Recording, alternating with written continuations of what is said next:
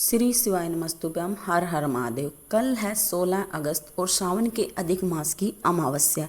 कल जो सावन के अधिक मास का जो आखिरी दिन है, कल जो 17 अगस्त से है सावन शुरू हो जाएगा, इसलिए कल जो सावन के अधिक मास का अंतिम दिन है। गुरुजी पंडित प्रदीप मिश्रा जी ने बताया था कि सावन के अधिक मास की जो अमावस्या की तिथि होती है, उस दिन जो 33 कोटि देवी देवता और समस्त पितरगण हैं जो शिव मंदिर में खड़े होकर अपना पुण्य लौटाते हैं, सबको आशीर्वाद देते हैं। गुरुजी ने कहा था कि उस दिन मात्र एक फूल से भी अगर कोई शिव पर अर्पित कर देता है तो उसको पुण्य इतना प्राप्त होता है कि उसके घर में कभी भी धन संपदा के किसी भी तरीके की कोई कमी नहीं आती। इसलिए गुरुजी के द्वारा जो भी अमावस्या के उपाय बताए गए हैं उसे हम आपको इस वीडियो में बताने वाले हैं। कल के दिन ये उपाय अवश्य करो।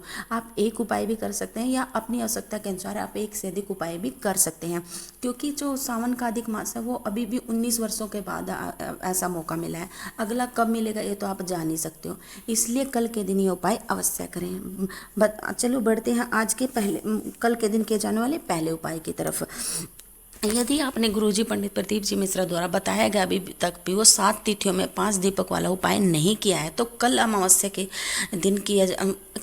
के दिन आप यह अवश्य करो, क्योंकि यह एक अंतिम मौका है। क्योंकि कल से अधिक मास समाप्त हो जाएगा, इसलिए आखिरी मौका है कि आप कल अमावस्या के दिन 5 दीप अवश्य जलाएं। ये आप 5 दीप अपने घर के मंदिर में प्रज्वलित करके अपने घर की चौखट के बाहर, अपने घर के बाहर रख सकते हैं।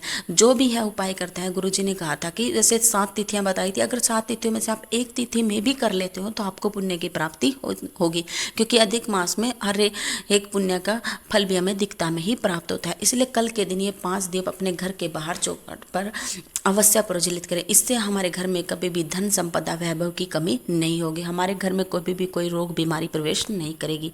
बढ़ते हैं दूसरे उपाय की तरफ। गुरुजी ने कुछ दिन पहले ही अपनी कथा में बताया था कि हमें अमावस्या के दिन शिव मंदिर में जाकर 7 जगह पर चंदन की जो बिंदियाँ हैं वह लगानी चाहिए। पहले यह जानते हैं कि वो उपाय किसे करना है। जिसके घर में कोई भी अधोगति में चला गया, जिसकी अकाल मृत्यु हो गई हो, तो उसके लिए हम यह उपाय कर सकते हैं। हमें शिव मंदिर में जाना है, हमें 7 जगह जो चंदन की बिंदियाँ लगानी है। पहला चंदन हमें शिवलिंग पर लगाना है, दूसरा जो जलाधारी में गणेश जी का स्थान होता है वहाँ लगाना है, तीसरा कार्तिकेय जी के स्थान पर, चौथा जो जलाधारी में ही अशोक सुंदरी का माता का स्थान है वहाँ पर लगाने हैं, 5वां जलाधारी जो शिवलिंग के ऊपर जो शिव जी की 5 बेटियों का स्थान होता है, जहाँ मटका लगी होती है जिसमें से बूंद बूंद करके पानी डलता है, वहाँ पर लगाना है। अगर जलाधारी नहीं है तो आप उनका नाम लेकर शिव की 5 बेटियों का आप शिवलिंग पर भी लगा सकते हैं।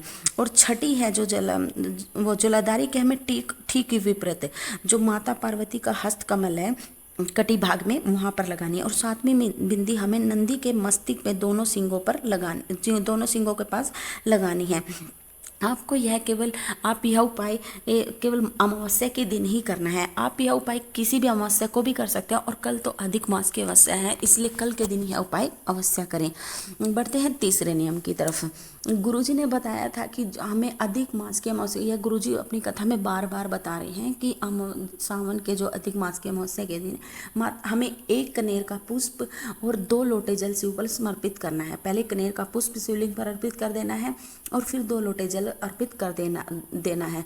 गुरुजी ने कहा था कि जो भी है उपाय कर देता है, मात्र अमावस्या के दिन 1 कनेर का पुष्प भी शिव पर अर्पित कर देता है, क्योंकि उस दिन जो 33 कोटि देवता और समस्त पितर हैं वो अपना आशीर्वाद देते हैं, अपने जो पुण्य है वह लुटाते हैं। इसलिए कल के दिन यह उपाय अवश्य करो। जो भी यह उपाय करेगा उसके घर में कभी भी धन संपदा की कोई भी कमी नहीं आएगी।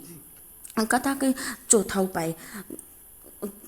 चौथा उपाय कल जैसे गुरुजी की कावड़ यात्रा भी है, उसके जो उपाय हैं उसमें भी गुरुजी ने कहा था कि जब भी आप कल कावड़ भरने के लिए जाएं तो अपने घर पर 2 स्वस्तिक अवश्य बना कर आएँ, चंदन या रोली से और कुमकुम से चंदन वो स्वस्तिक बना कर आएँ। और जब जल शिवलिंग पर अर्पित करने के बाद थोड़ा सा जल पर जा कर के लाएं, उसे अपने जो घर के बाहर स्वस्तिक बनाए हैं उस पर अवश्य ही छींटे। इससे हमारे घर में जो संपदा की कमी नहीं आती।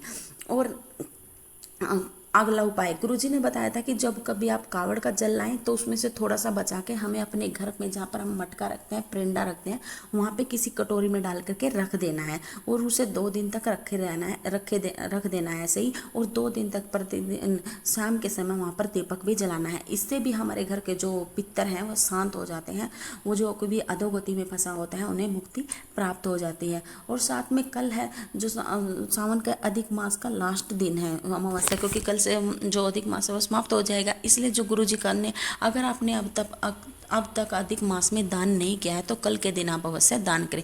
जैसे गुरुजी ने बताया है कि कल के दिन हम किसी तांबे के पात्र में लाल वस्त्र रखकर भी दान कर सकते हैं, या फिर हम 11 तुलसी का दान भी कर सकते हैं, 21 लौंग का दान कर सकते हैं, 11 इलायची या फिर 33 मालपुओं का दान कर सकते हैं। अगर अभी तक आपने अधिक मास में कोई भी दान नहीं किया है तो आप यह दान अवश्य करें। यह थी इसकी वीडियो की जानकारी। अगर जानकारी आपको अच्छी लगी है तो कमेंट बॉक्स में हर हर महादेव जरूर लिखना। श्री शिवाय नमस्तुभ्यम। हर हर महादेव।